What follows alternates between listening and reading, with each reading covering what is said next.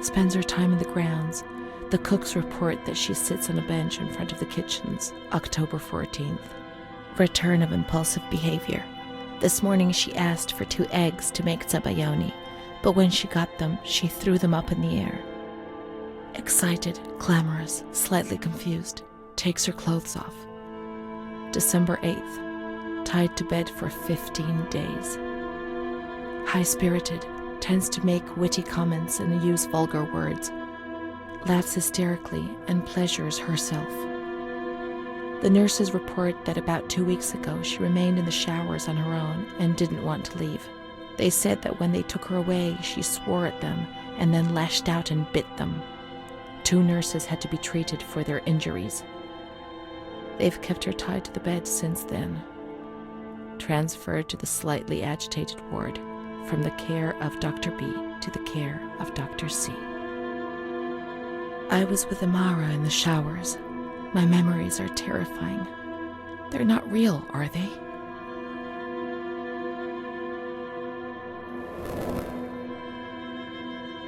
December 15th. Dr. C. Patient notes. The abnormality of her psychic state has induced her to lead a life which is irregular and tends towards delinquency. Of fickle and flighty character, she regularly discards her household duties and engages in occasional prostitution. Prostitution? Me? No, I don't think I could have. Or are my memories deceiving me? What other horrible things could I have done without even realizing? The uncertainty, the fear of my own actions was one of the things that tormented me most. Her mental deficiency makes her deaf to the reprimands of her family. She has shown suicidal tendencies. She was brought to the ward yesterday, agitated and hysterical. Treated with cardiazol, 2 injections a week for 5 weeks. The therapies removed the light for a while, but also all her will, desire, and hope.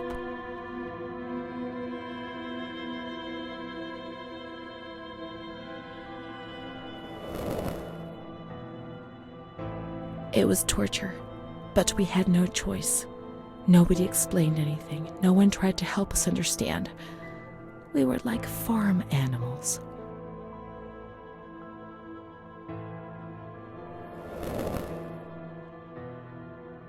June 2nd. After a long period of calm and improvement, the patient is very agitated today and vehemently refuses to submit to a gynecological examination. She swears and curses those helping her, flailing her arms and hitting them. According to reports by Dr. B, the patient has been subjected to periodic checkups since she had a spontaneous abortion about 2 years ago in her 3rd month of pregnancy. Conception occurred after she had sexual intercourse with a stranger who sneaked into the hospital grounds. Details are contained in the charges filed at police headquarters in Volterra, a copy of which is attached to these clinical notes. ES therapy. A spontaneous abortion? It's not true. I can't believe it. How could I have invented things if I didn't even know what they were doing to me?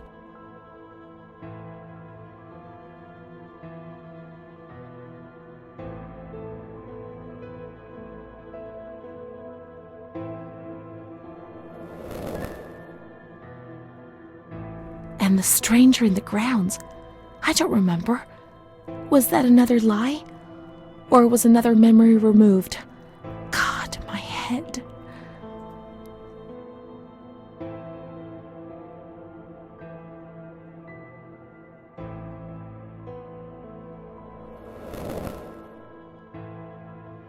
The other Renee?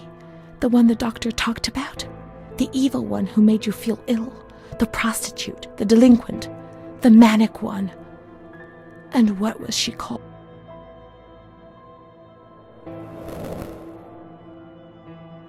June 13th.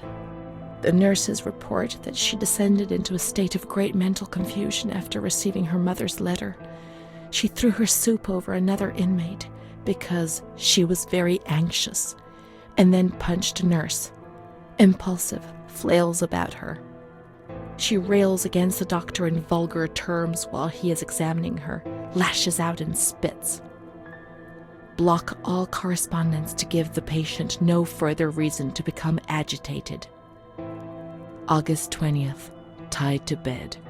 The nurses report that the patient is extremely agitated after the visit of a relative or family friend.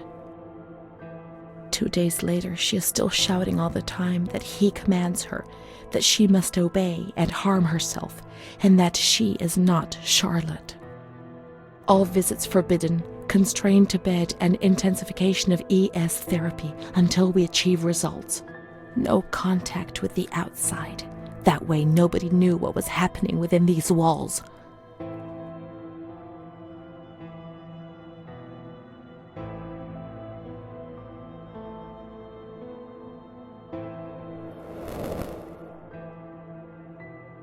Calm down. You must be calm. Don't get agitated. We'll make you calm down. Is that the only thing that matters? Is tranquility worth the price of not living?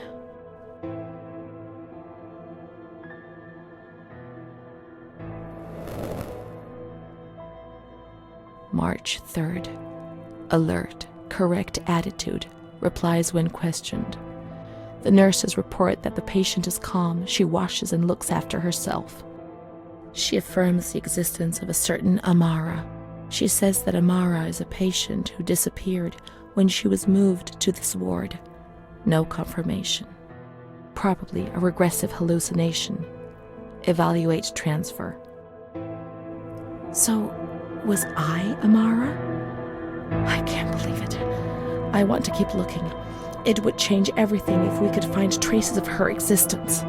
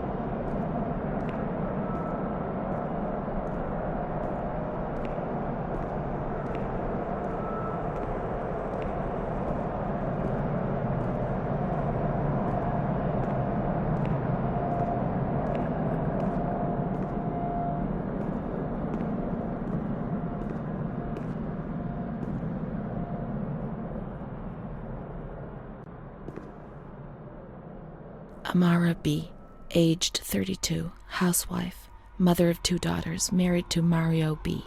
So Amara does exist. Yet she had no children and wasn't married, but that photo, it's her. June 3rd, 1936. Admitted yesterday, showing signs of improvement. June 8th. Cheerful, calm, and tranquil. Her behavior is good and she is keeping herself clean and tidy. Discharged on June 10th. April 28th, 1937. Arrived accompanied by her husband in an anxious and nervous state. Has difficulty speaking, trembles. Discharged May 14th. March 8th, 1938. A few days before Renee was admitted, she told me that she too had been admitted only a short time previously. Arrived yesterday in a febrile state. Discharged March 14th. She didn't leave. Certainly not after a few days. No. June 22nd, 1939. Readmitted once more. The patient shows rapid improvement. Discharged July 2nd. August 1st, 1941. The latest of many admissions due to agitation. Discharged August 27th. She came and went, stayed only for short periods, but I remember she was always with me. Oh, what's going on? March 4th, 1942. Back again, the same situation. March 8th. Compared to previous admissions, the patient seems depressed even after a few days, although her demeanor is calm and she is attentive. Discharged March 25th. April 2nd. The patient is distracted and apathetic. Her husband brought her here and said, "She's not eating, doctor. She spends all her time sleeping. I'm so worried, doctor. You know her. You can help her." April 6th. Tuberculosis. Patient transferred to the Maragliano Pavilion and is in isolation. May 3rd, 1942. Death from tuberculosis at approximately 8:30 a.m. Is Amara dead? Poor dear friend, I wasn't even able to say goodbye to you. Enclosed is a manuscript written by the patient, probably in a state of delirium. I'm dying, I know it. I'm losing a lot of blood, bleeding internally too. It's strange. Since I came back in here, I can't stop thinking about that little girl with her sad eyes, her desperation. I only saw her for a short time, it's true, but she remains in my heart. Will she still be here? I hope to God not. I hope she's better and her mother's taken her home. My memories don't match up. What's the point of this? Perhaps my memory is playing tricks on me. Things are not as I remember them, as I see them. But she said she liked me. I just can't understand it. I just wanted to say goodbye to her for the last time. I never even said goodbye to her.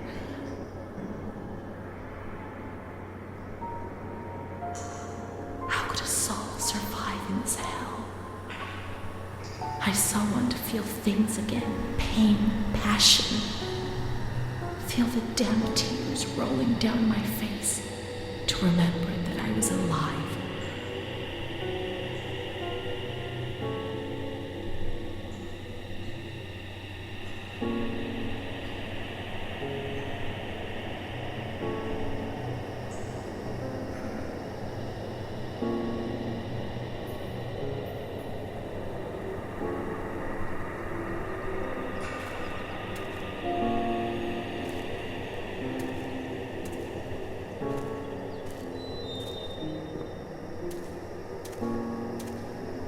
I can't be sure it's Amara's.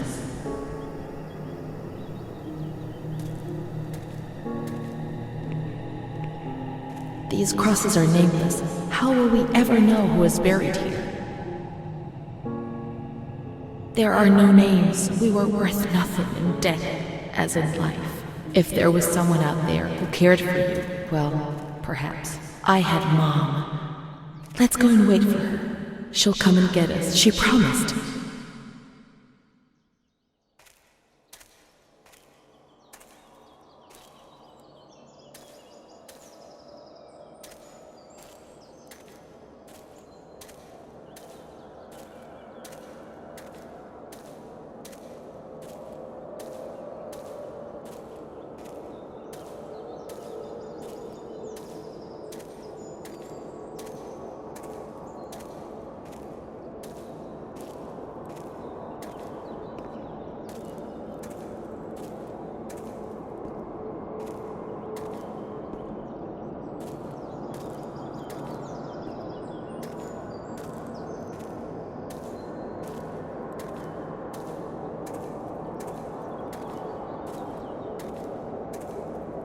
Mom will come. She'll come.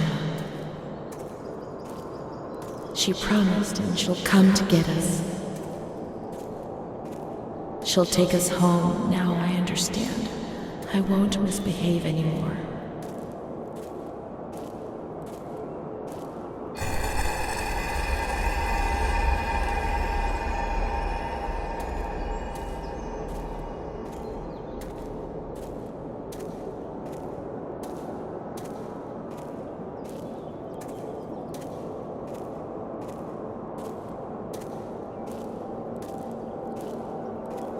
I won't misbehave again, Mom. Please don't leave me here.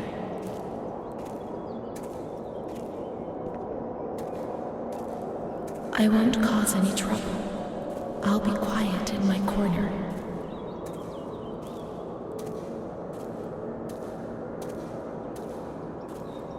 How I miss that dark corner where I used to spend whole days.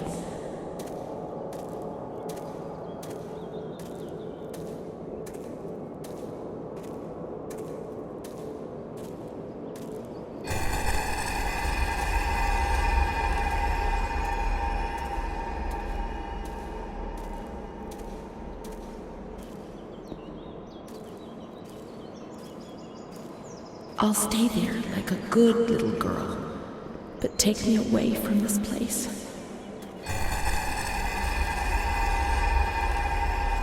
I must always concentrate on nothingness.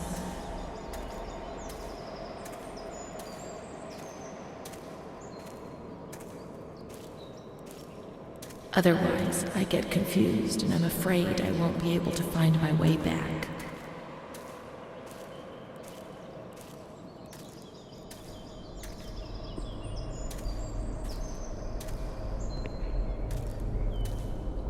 Any thoughts upset me so violently, and I can't handle them. I'm afraid of myself, of what I might do when I get confused and don't remember anything. There are some wounds I'm not aware of. And that's the pain that causes me the most anguish. I only wish I could hide away in a shell, in my little corner. See no more, hear no more, no longer exist. Take me away, Mom, I beg you.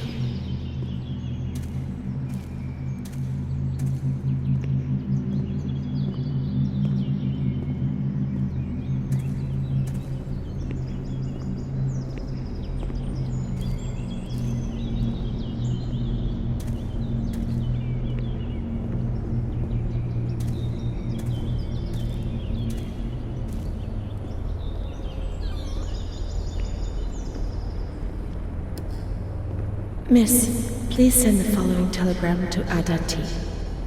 Discharge of Renati. Impossible. Psychiatric evaluation negative. This is a life sentence. I can't spend my whole life in here. I can't. It's a death sentence.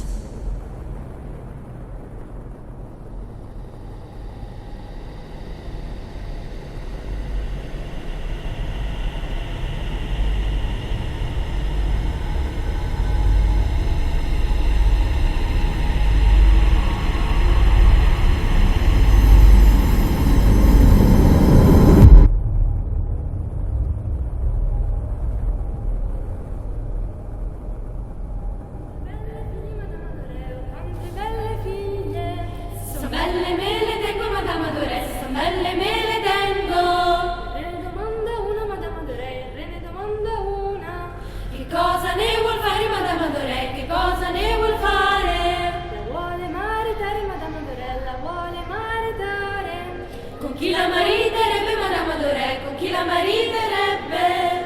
Con uno spazzacamino, Madame Adoré, con uno spazzacamino. E come la vestirebbe, Madame Adoré? E come la vestirebbe? Di stracci e di toppe, Madame Adoré, di stracci e di toppe. Uscite dal mio castello, Madame Adoré, uscite dal mio castello. Oh, quante belle figlie, Madame Adoré, oh, quante belle figlie. So belle mele.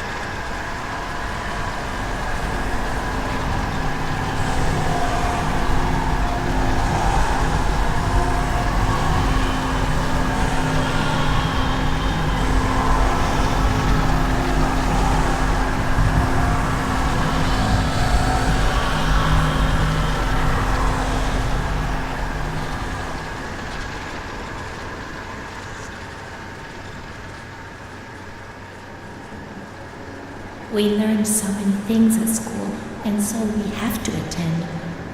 How would we get on if we didn't? I do a lot of bad.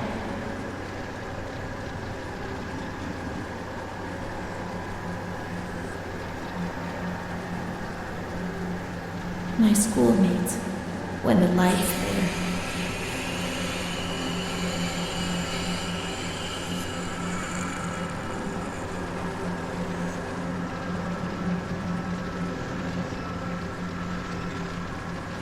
Rene's kind to Don Gino, but he always frightens me.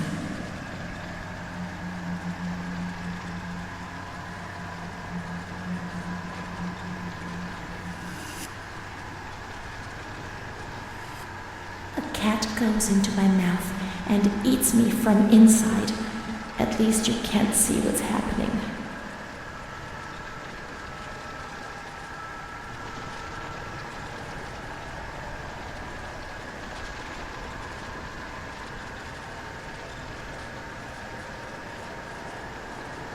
Don Gino knows everything.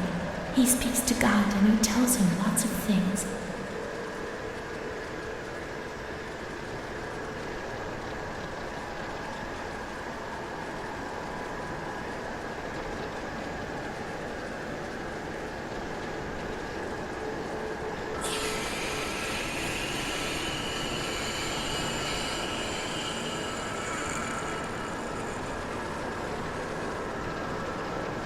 Mr. Onofrio is very kind and helps us. If he's not here, I have good reason to be afraid.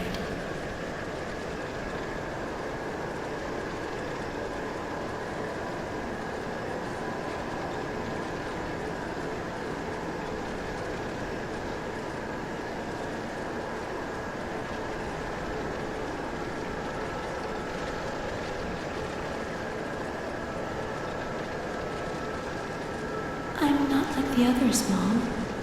Why not?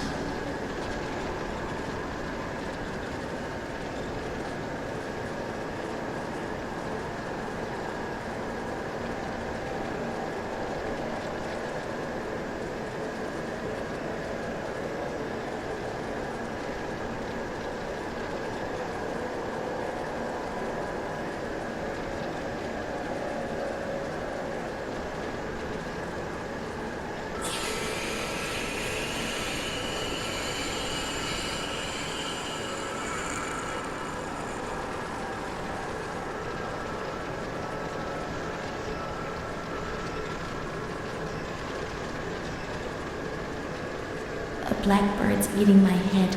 That's why it hurts so much.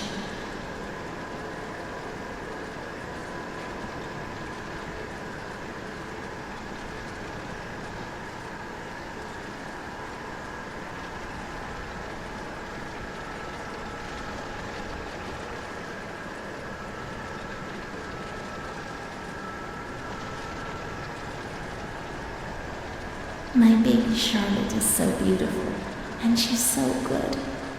But Renee isn't.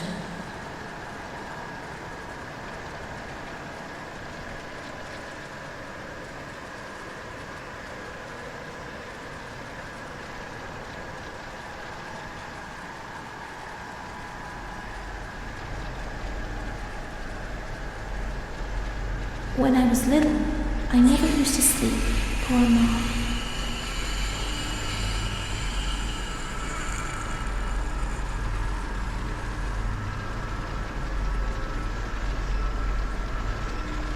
Mr. Onofrio is so nice. I'm bad because I'm not kind.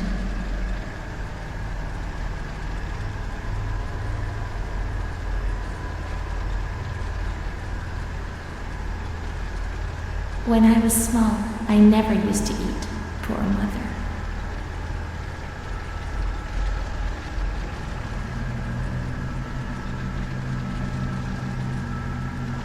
Mom always has to work because it's so cold in winter.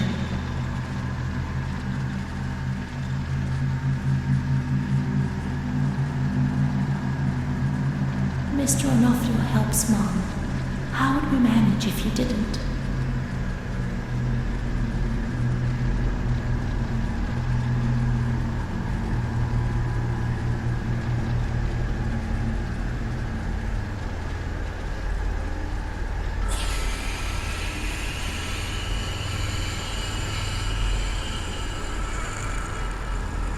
There are a lot of them.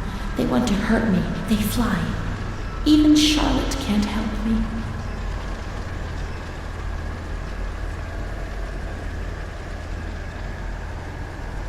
Mom works so hard because I have to eat, or I won't grow.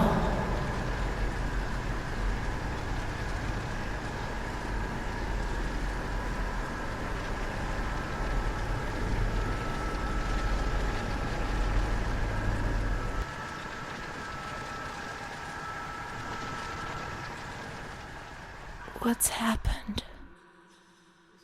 What is this place? Maybe I'm dead. I can't see any light. Maybe I am dead. I can't get up. What's going on? What's happening to me? There's no one here, but these noises. God, my head is killing me. I can't keep my eyes open.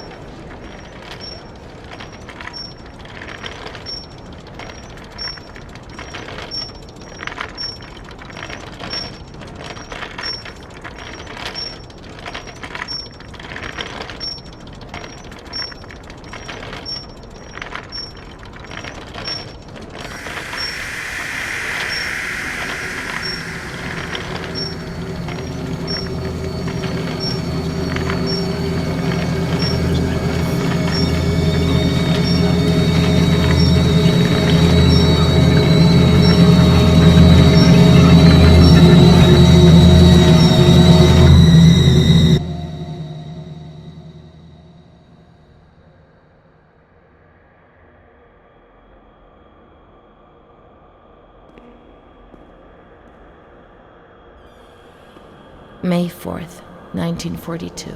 The patient had previously expressed suicidal feelings, but never acted on them. Yesterday, she injured herself badly, stabbing herself in the stomach with sharp, pointed scissors. Sedated, restrained, and transferred to an isolation cell. May 10th, transferred to the agitated ward for observation. Isolation, insulin, and shock therapy. September 25th, positive response to treatment. She replies to questions and remembers what happened, but doesn't want to give explanations. She claims to have memory lapses, entire days about which she remembers nothing. She appears to be anxious and seeks reassurance. She fears she has done monstrous things in the blank periods for which she has no memory.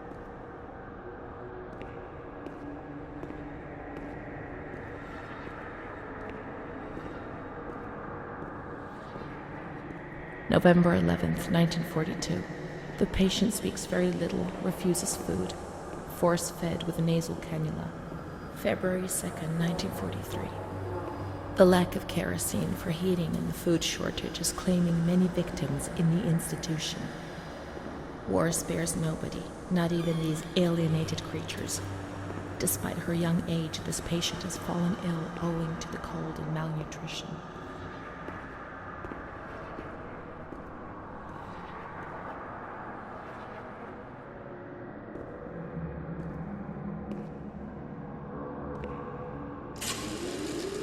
Once more, I feel like I'm on the edge of an abyss. What a horrible feeling.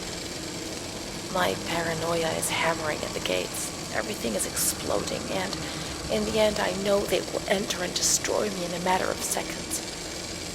I won't be here for much longer, but in my personal hell, consumed by fear which will be directed violently outwards. When you're not well, I mean, in your head, when you're crazy. I mean, what else am I? Well, that's that. I can't speak or move anymore. I find it hard to swallow. I can't eat. Then it passes. I feel better. Like now, perhaps. Then the anxiety returns and I can't sleep. I can't stop the intrusive thoughts, one after the other, relentlessly. I suffer from memory lapses. Yes, there are periods I don't remember anything about, and I don't know what it means. It first started when I was with my fiancé, and Bruna was there. They said I did certain things, I'm too embarrassed to talk about them. But I think that's the reason I'm here, isn't it? But I don't do any of those things now, do I? Please tell me, and send me home. I am sure I'm okay, and I so want to go home, but nobody comes to visit me. Why? Do you know?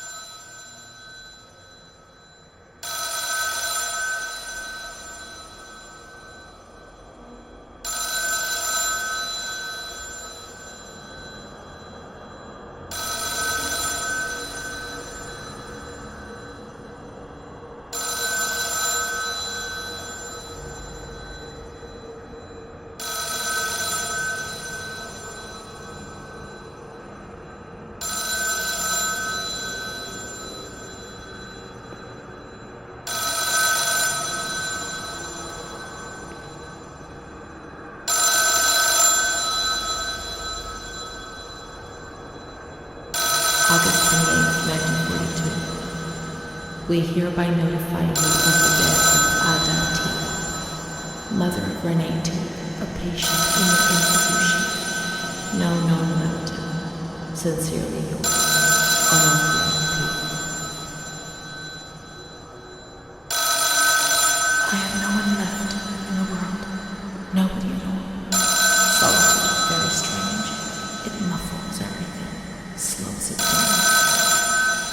It's an endless scream that makes no sound.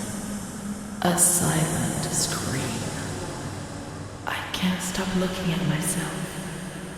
I will never leave this place. There is nobody up there for me. These walls have become my skin, and the wretched desperation within them is my soul without a voice. Here, nobody weeps anymore. How I would love to feel life, desperation, anger. I've stopped dreaming, daydreaming, maybe even thinking. I've lived in a reality which has corroded me and has stripped me of everything, even my ability to feel pain.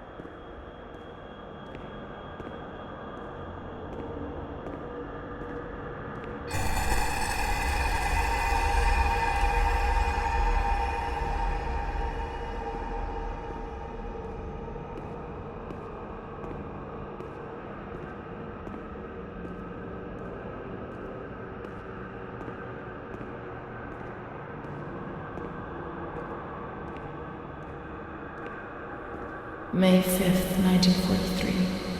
Renee's state of health is good. She is eating and speaking. Her Her spatial and temporal orientation is good. Therapy suspended. December 3rd. She calmly asks if she can leave the hospital. Evaluate patient for 6 months. May 2nd, 1944. Discharge denied despite favorable psychiatric opinion. The patient has no home or means of support.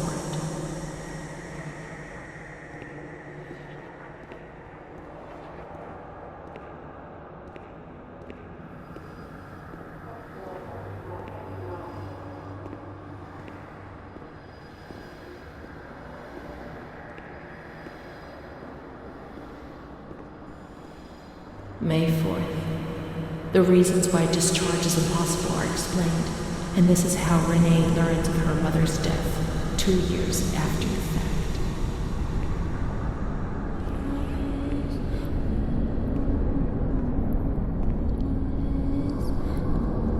May 5th. She tried to kill herself in the night by hanging herself with a sheet, saved by the nurses.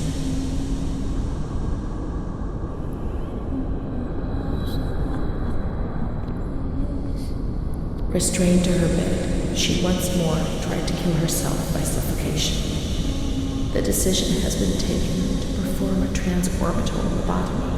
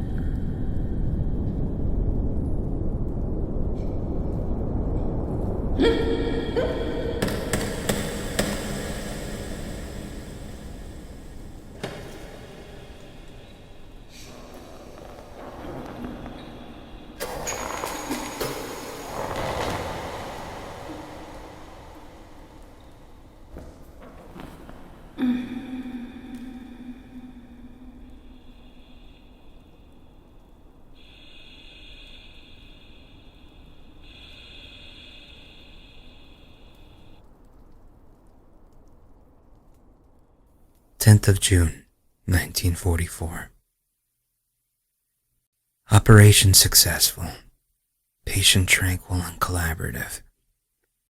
Motor coordination capacity reduced, but she's improving.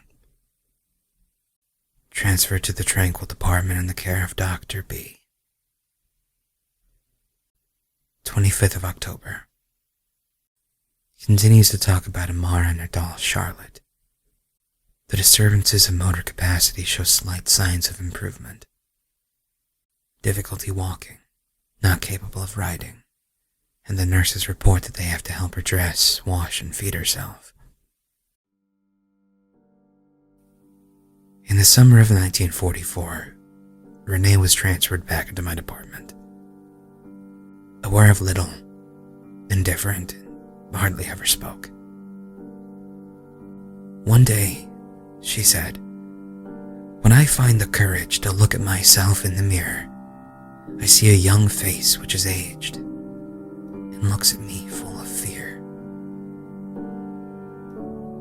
She is a woman now who has changed profoundly compared to the girl that I had under my care several years ago. Only the sadness of her gaze and her intelligence are unchanged. She's so young, just 23 years old, but is lacking all vitality. Perhaps her condition may improve, but probably not. Her life has been thrown away, and nobody did a thing to try to avoid this. So here you live above my mind. I wish you'd heard that my mind is trying to read yours and easy for a bird. Soon I'll meet you, I'll become the one you love.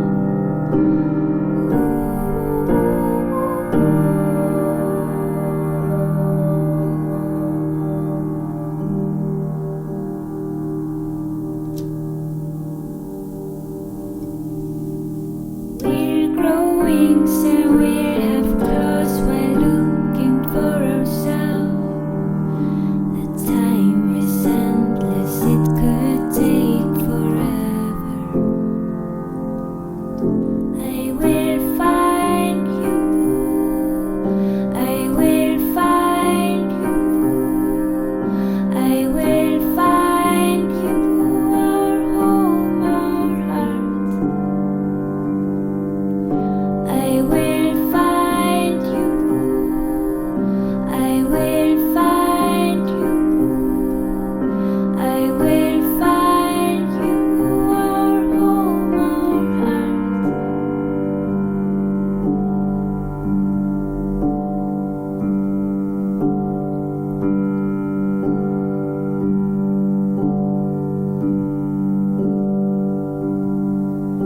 I need a face to wear, a skin so soft to dress. Let me try you on, I'll do it gently.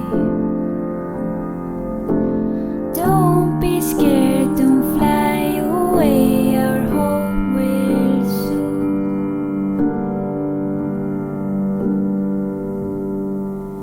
Beware, our heartbeats fight this life together.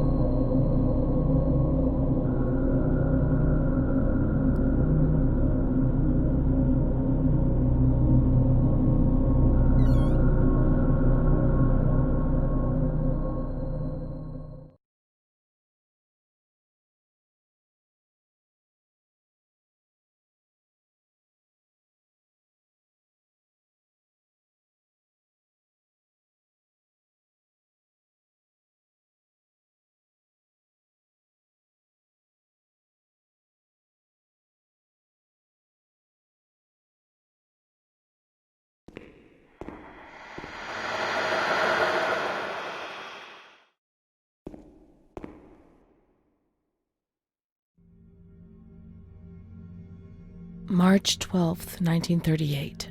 We can't read this.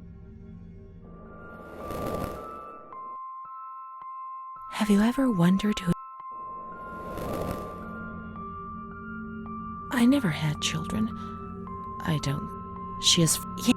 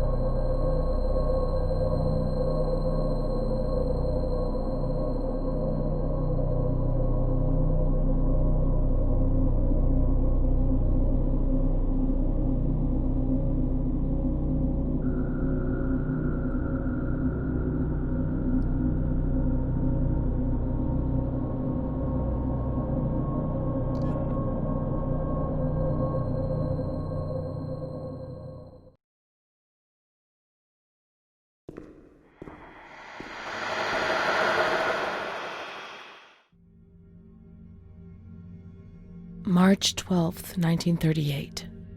Renee T. We can't read...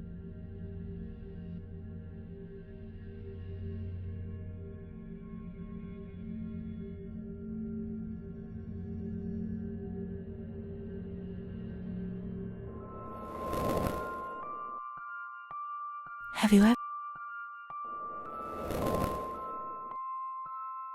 Since I... She is frightened, hears noises and ghosts. Yes, that's true. The word were Amara. I didn't know what reality...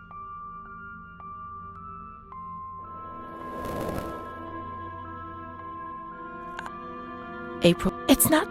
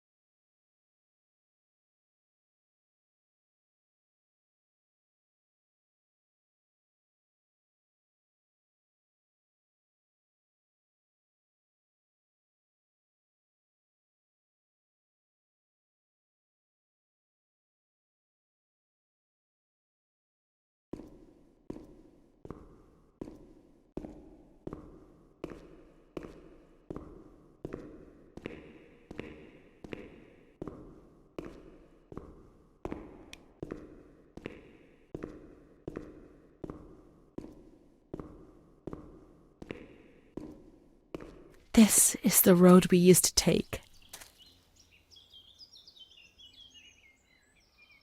If it weren't for her, in the grounds on that bench in spring, so many days.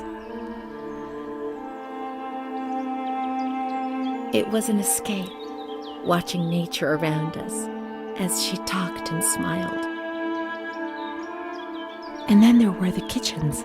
Sometimes we stole food and ran back to the bench to eat it in secret, and we laughed.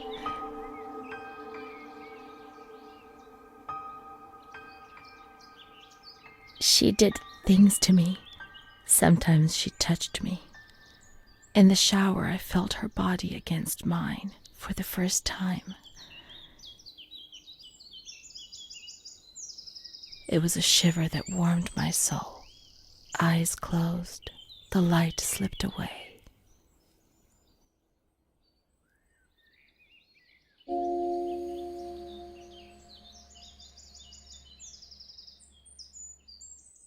she wasn't in the system, he wouldn't let her in.